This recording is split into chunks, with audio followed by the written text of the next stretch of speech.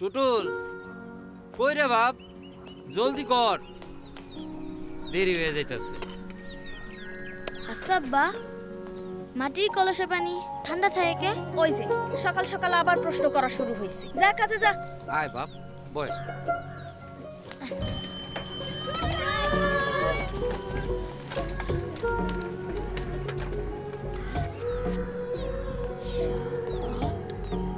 টুটুল কি করস বাপ, নিচে নাম। আব্বা, শীতে উড়ার সময় কষ্ট হয়, নামার সময় কষ্ট হয় না কেন?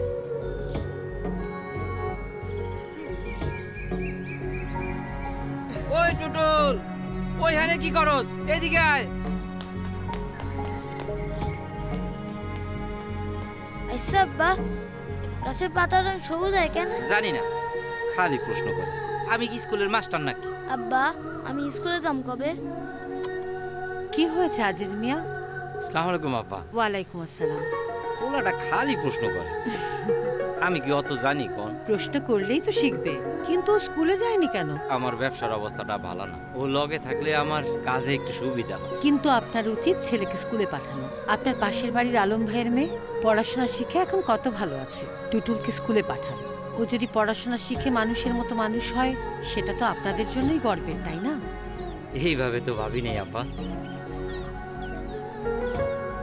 কাল থেকে আবার স্কুলে যাবি, সব প্রশ্ন স্যার আপাদের করবি, লেখাপড়া শিক্ষা একটা সুন্দর ভবিষ্যৎ করবি।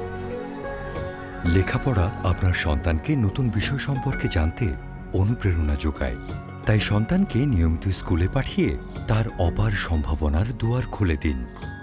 সন্তানকে নিয়মিত স্কুলে পাঠাই, সবাই মিলে দেশ বদলাই।